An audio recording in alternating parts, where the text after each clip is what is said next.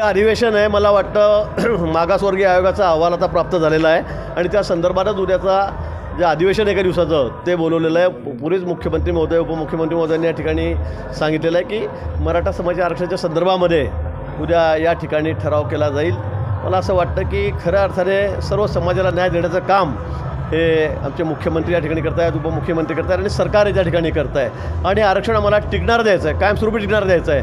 तात्पुरत्या स्वरूपामध्ये आरक्षण दिलं गेलं तर मला वाटतं ते टिकत नाही, हे आपण बघितलेलं आहे. मागच्या काळातच ते टिकलं असतं, परंतु दुर्दैवाने आमचं सरकार नव्हतं, ते टिकलं नाही. हा भाग वेगळा आहे. परंतु आता पुन्हा ज्या मागच्या क्युरीज काढलेल्या होत्या सर्वोच्च न्यायालयाने, सुप्रीम कोर्टाने, त्या सर्व त्याची पूर्तता आम्ही केलेली आहे. आणि मागासवर्गीय आयोगाच्या माध्यमातून आता एक रिपोर्ट या ठिकाणी आलेला आहे आणि त्यातूनच आम्हाला आता पुन्हा मराठा समाजाला आरक्षण या ठिकाणी द्यायचं आहे. मला वाटतं उद्या हा ठराव त्या ठिकाणी पारित होईल.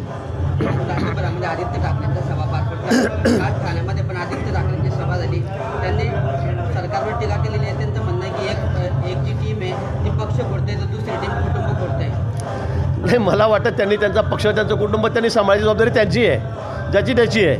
आम्ही तुमचं कुटुंब सांभाळावं असं तुम्हाला का वाटतं आहे? तुम्ही तुमच्या पक्षामध्ये आता 8-10 लोक राहिलेले आहेत, तेवढे सांभाळून ठेवा. नाही तर रोज बातम्या येत आहेत, हा चालला तो चालला. आणि सभा घेणं, कार्यक्रम घेणं तर त्यांचं काम आहे, कारण त्यांना आता पुन्हा ABCD 1, 2, 3, 4 पासून सुरुवात करायची आहे. 45 आमदार त्यांचे निघून गेले आहेत, सगळे खासदार त्यांचे निघून गेलेले आहेत.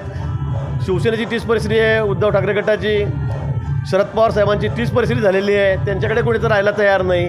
आता त्यांना दिसतंय पक्ष कसे फोडतायत, का फोडतायत. मला वाटतं पवार साहेबांनी सुद्धा तेच केलेलं होतं.